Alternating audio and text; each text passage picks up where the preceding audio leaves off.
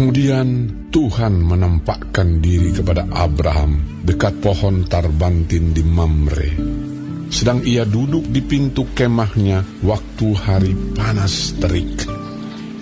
Ketika ia mengangkat mukanya, ia melihat 3 orang berdiri di depannya.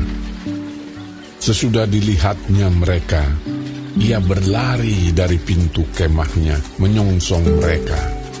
Lalu sujudlah ia sampai ke tanah, serta berkata, Tuanku, jika aku telah mendapat kasih Tuanku, janganlah kiranya lampaui hamba-Mu ini.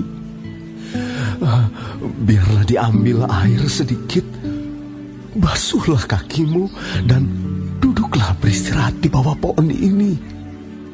Biarlah ku ambil sepotong roti, supaya Tuhan segar kembali. Kemudian bolehlah Tuhan meneruskan perjalanannya, sebab Tuhan telah datang ke tempat hamba-Mu ini. Jawab mereka, perbuatlah seperti yang kau katakan itu. Lalu Abraham segera pergi ke kemah mendapatkan Sarah, serta berkata, segeralah ambil 3 sukat tepung yang terbaik, remaslah itu dan buatlah roti bundar. Lalu berlarilah Abraham kepada lembu sapinya. Ia mengambil seekor anak lembu yang empuk dan baik dagingnya, dan memberikannya kepada seorang bujangnya. Lalu orang ini segera mengolahnya. Kemudian diambilnya dadih dan susu serta anak lembu yang telah diolah itu, lalu dihidangkannya di depan orang-orang itu. Dan ia berdiri di dekat mereka di bawah pohon itu, sedang mereka makan. Lalu kata mereka kepadanya, di manakah Sarah, istrimu? Jawabnya, di sana, di dalam kemah.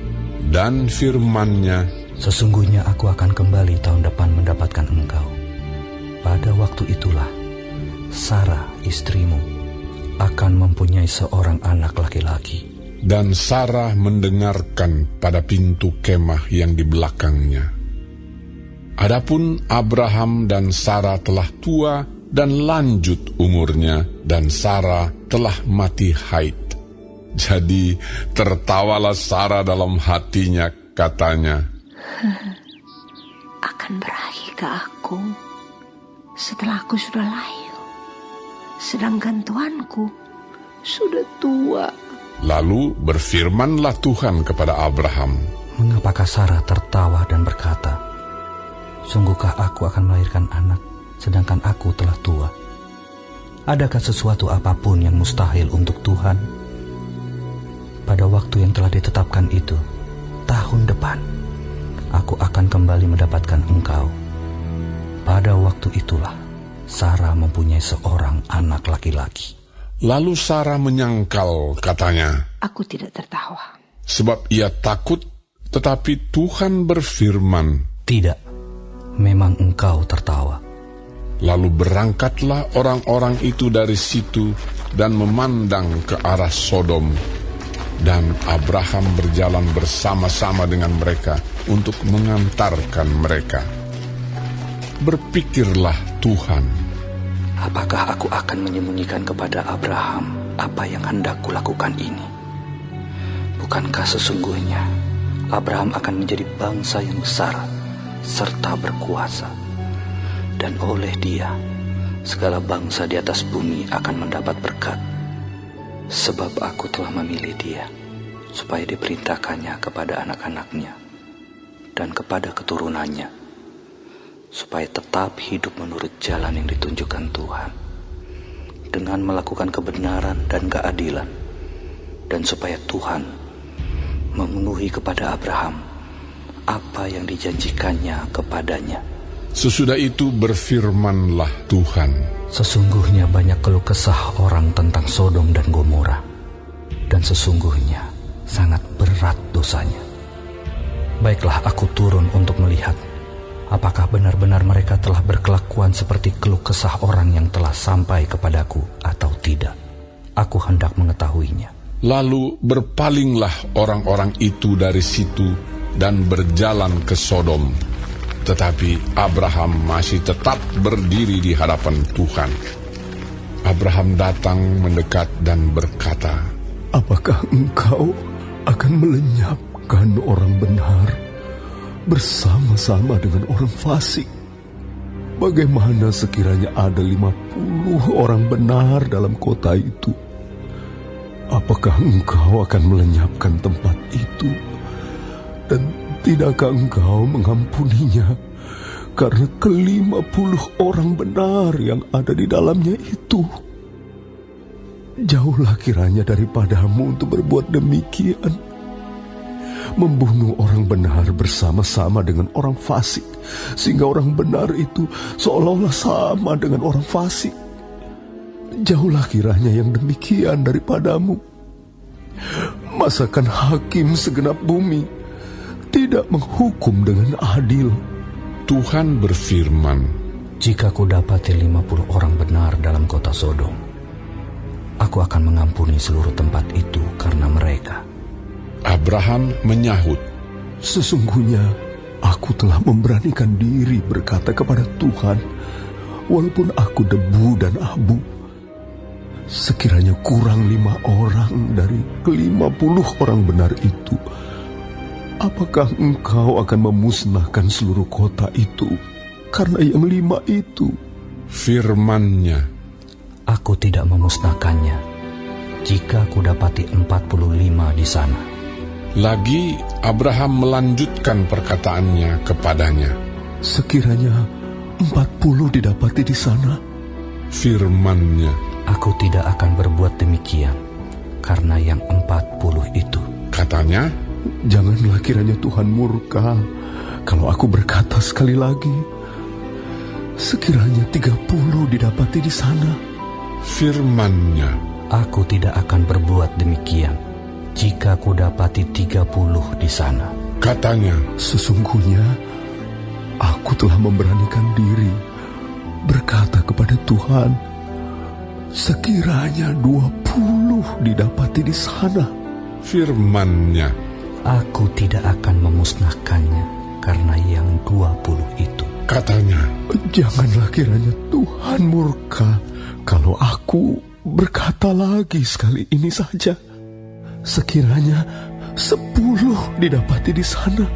firman-Nya, Aku tidak akan memusnahkannya karena yang 10 itu. Lalu pergilah Tuhan setelah ia selesai berfirman kepada Abraham, dan kembalilah Abraham ke tempat tinggalnya.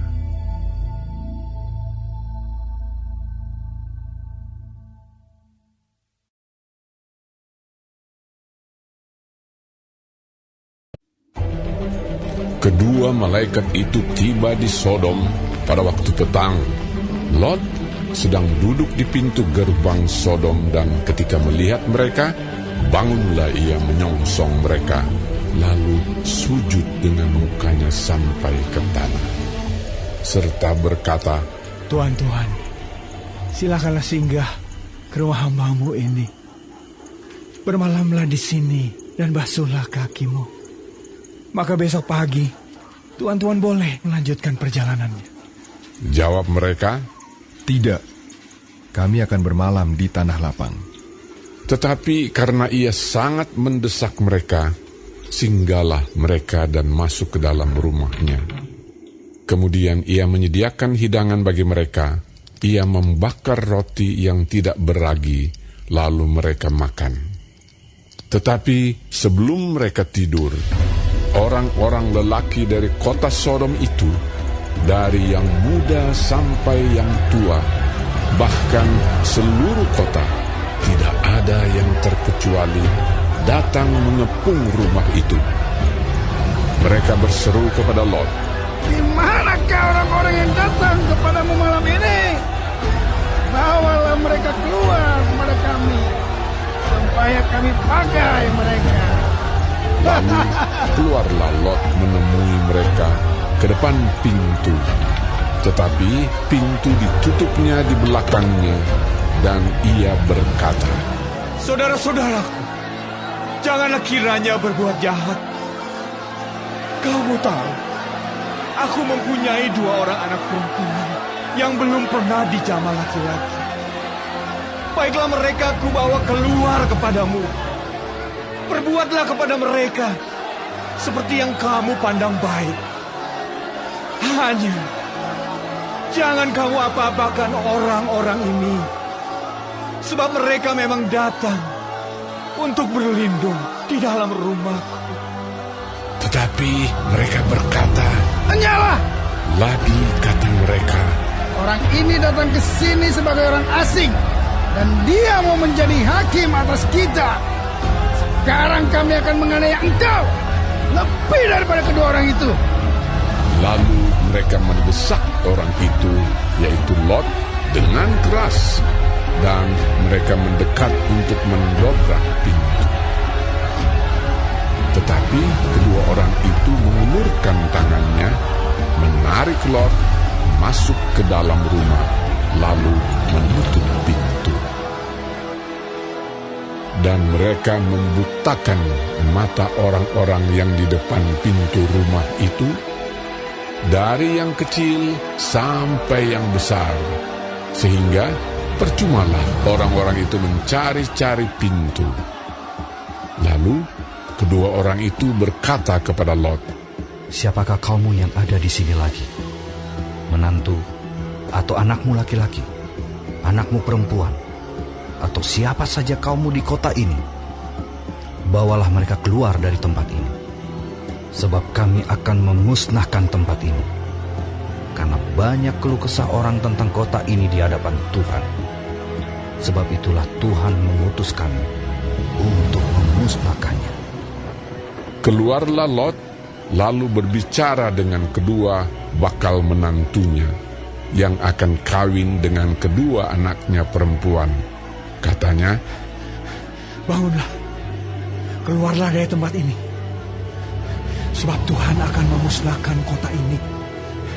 tetapi ia dipandang oleh kedua bakal menantunya itu sebagai orang yang berolok-olok saja. Ketika fajar telah menyingsing, kedua malaikat itu mendesak Lot supaya bersegera.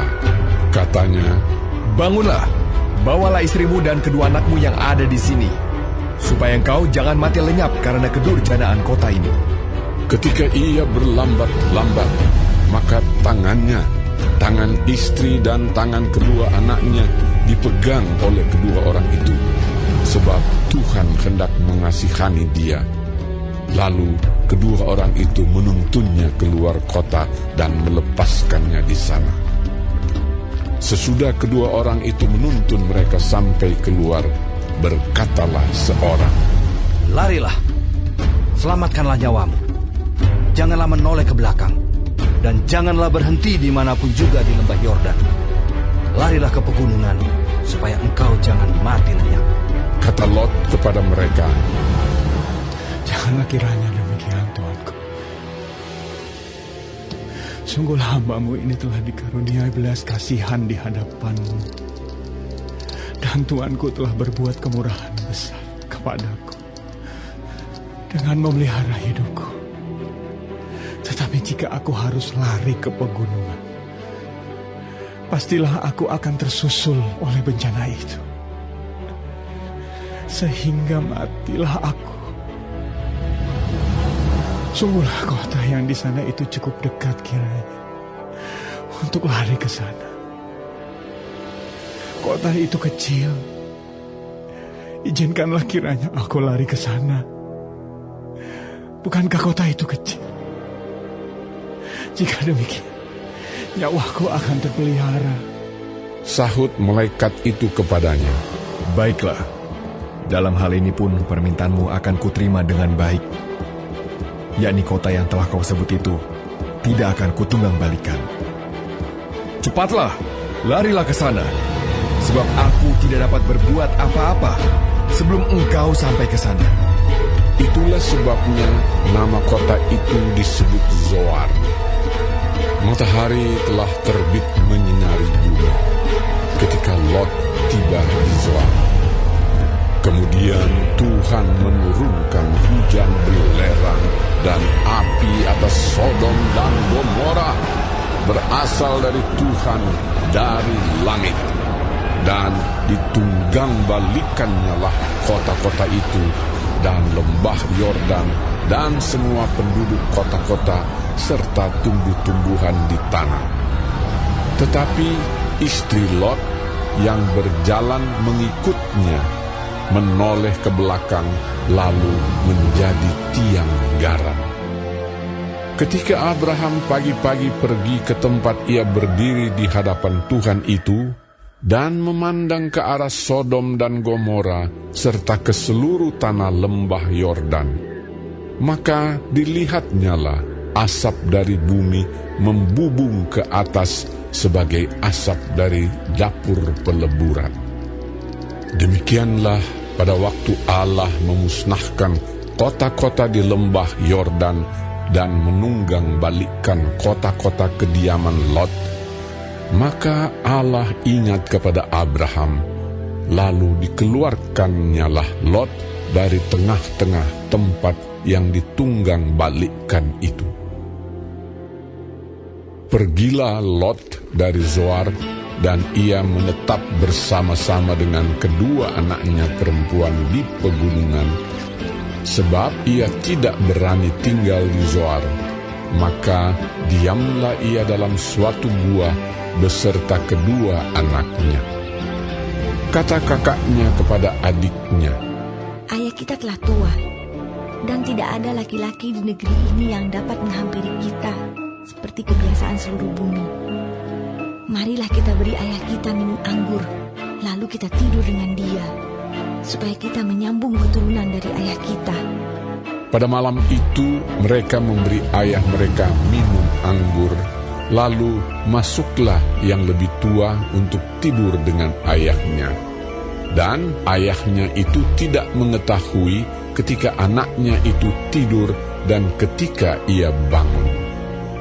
Keesokan harinya berkatalah kakaknya kepada adiknya, "Tadi malam aku telah tidur dengan ayah. Baiklah, malam ini juga kita beri dia minum anggur. Masuklah engkau untuk tidur dengan dia, supaya kita menyambung keturunan dari ayah kita." Demikianlah juga pada malam itu mereka memberi ayah mereka minum anggur. Lalu bangunlah yang lebih muda untuk tidur dengan ayahnya. Dan ayahnya itu tidak mengetahui ketika anaknya itu tidur dan ketika ia bangun. Lalu mengandunglah kedua anak Lot itu dari ayah mereka. Yang lebih tua melahirkan seorang anak laki-laki dan menamainya Moab. Dialah bapa orang Moab yang sekarang. Yang lebih muda pun melahirkan seorang anak laki-laki dan menamainya Ben-Ami. Dialah bapa Bani Amon yang sekarang.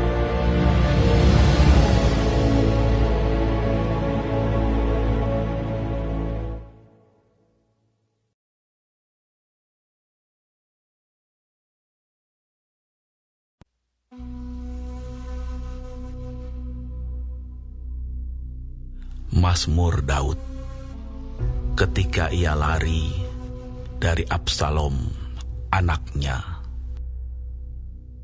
Ya Tuhan, betapa banyaknya lawanku. Banyak orang yang bangkit menyerang aku. Banyak orang yang berkata tentang aku, baginya tidak ada pertolongan daripada Allah. Selah. Tetapi Engkau Tuhan adalah perisai yang melindungi aku. Engkaulah kemuliaanku dan yang mengangkat kepalaku.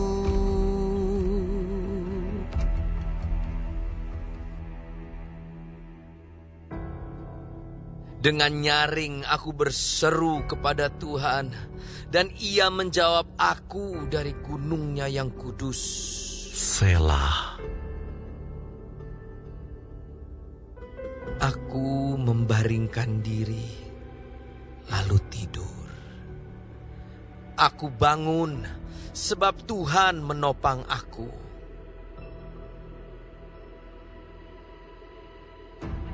Aku tidak takut kepada puluhan ribu orang yang siap mengepung aku. Bangkitlah Tuhan, tolonglah aku ya Allahku. Ya, Engkau telah memukul rahang semua musuhku dan mematahkan gigi orang-orang fasik. Dari Tuhan datang pertolongan. Berkat-Mu atas umat-Mu.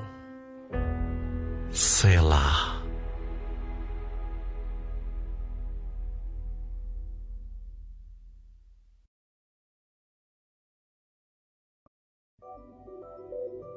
Setelah Yesus selesai berbicara di depan orang banyak, masuklah Ia ke Kapernaum. Di situ ada seorang perwira yang mempunyai seorang hamba yang sangat dihargainya. Hamba itu sedang sakit keras dan hampir mati.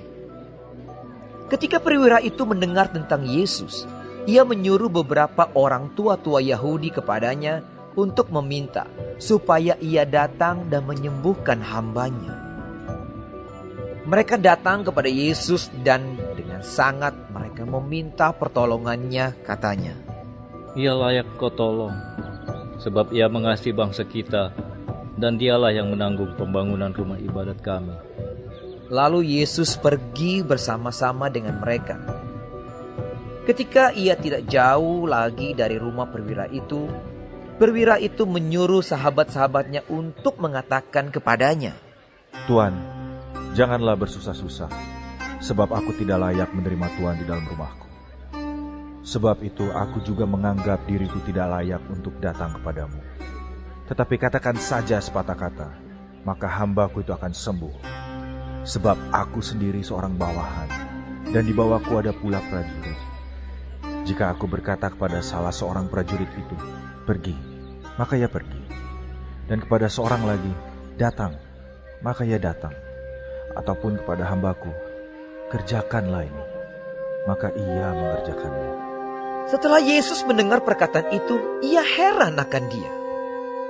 Dan sambil berpaling kepada orang banyak yang mengikuti dia, ia berkata, Aku berkata kepadamu, iman sebesar ini tidak pernah aku jumpai, sekalipun di antara orang Israel. Dan setelah orang-orang yang disuruh itu kembali ke rumah, didapatinyalah hamba itu telah sehat kembali. Kemudian Yesus pergi ke suatu kota yang bernama Nain. Murid-muridnya pergi bersama-sama dengan dia, dan juga orang banyak menyertainya berbondong-bondong. Setelah ia dekat pintu gerbang kota, ada orang mati diusung keluar. Anak laki-laki, anak tunggal ibunya yang sudah janda, dan banyak orang dari kota itu menyertai janda itu. Dan ketika Tuhan melihat janda itu, tergeraklah hatinya oleh belas kasihan. Lalu ia berkata kepadanya, Jangan menangis. Sambil menghampiri usungan itu, ia menyentuhnya. Dan sedang para pengusung berhenti, ia berkata, Hai anak muda, aku berkata kepadamu, bangkitlah. Maka bangunlah orang itu dan duduk dan mulai berkata-kata. Dan Yesus menyerahkannya kepada ibunya. Semua orang itu ketakutan dan mereka memuliakan Allah sambil berkata, Seorang nabi besar telah muncul di tengah-tengah kita, dan Allah telah melawat umatnya. Maka tersiarlah kabar tentang Yesus di seluruh Yudea dan di seluruh daerah sekitarnya. Ketika Yohanes mendapat kabar tentang segala peristiwa itu dari murid-muridnya, ia memanggil 2 orang dari antaranya dan menyuruh mereka bertanya kepada Tuhan, Engkaukah yang akan datang itu? Atau haruskah kami menantikan seorang lain? Ketika kedua orang itu sampai kepada Yesus, mereka berkata, Yohanes Pembaptis menyuruh kami bertanya kepadamu, Engkaukah yang akan datang itu? Atau haruskah kami menantikan seorang lain? Pada saat itu Yesus menyembuhkan banyak orang dari segala penyakit dan penderitaan dan dari roh-roh jahat, dan ia mengaruniakan penglihatan kepada banyak orang buta. Dan Yesus menjawab mereka, Pergilah dan katakanlah kepada Yohanes apa yang kamu lihat dan kamu dengar. Orang buta melihat, orang lumpuh berjalan, orang kusta menjadi tahir, orang tuli mendengar, orang mati dibangkitkan, dan kepada orang miskin diberitakan kabar baik. Dan berbahagialah orang yang tidak menjadi kecewa dan menolak aku. Setelah suruhan Yohanes itu pergi, mulailah Yesus berbicara kepada orang banyak itu tentang Yohanes. Untuk apakah kamu pergi ke padang gurun? Melihat buluh yang digoyangkan angin kian kemari? Atau untuk apakah kamu pergi melihat orang yang berpakaian halus? Orang yang berpakaian indah dan yang hidup mewah, tempatnya di istana raja. Jadi untuk apakah kamu pergi melihat nabi? Benar, dan aku berkata kepadamu, bahkan lebih daripada nabi. Karena tentang dia ada tertulis, lihatlah, aku menyuruh utusanku mendahului engkau. Ia akan mempersiapkan jalanmu di hadapanmu. Aku berkata kepadamu, di antara mereka yang dilahirkan oleh perempuan, tidak ada seorang pun yang lebih besar daripada Yohanes. Namun yang terkecil dalam kerajaan Allah lebih besar daripadanya. Seluruh orang banyak yang mendengar perkataannya, termasuk para pemungut cukai, mengakui kebenaran Allah, karena mereka telah memberi diri dibaptis oleh Yohanes. Tetapi orang-orang Farisi dan ahli-ahli Taurat menolak maksud Allah terhadap diri mereka, karena mereka tidak mau dibaptis oleh Yohanes. Kata Yesus, dengan apakah akan kuumpamakan orang-orang dari angkatan ini? Dan dengan apakah mereka itu sama? Mereka itu seumpama anak-anak yang duduk di pasar dan yang saling menyerukan, kami meniup seruling bagimu, tetapi kamu tidak menari. Kami menyanyikan kidung duka, tetapi kamu tidak menangis. Karena Yohanes Pembaptis datang, ia tidak makan roti dan tidak minum anggur. Dan kamu berkata, ia kerasukan setan. Kemudian Anak Manusia datang, ia makan dan minum. Dan kamu berkata, lihatlah, ia seorang pelahap dan peminum, sahabat pemungut cukai dan orang berdosa. Tetapi hikmat dibenarkan oleh semua orang yang menerimanya.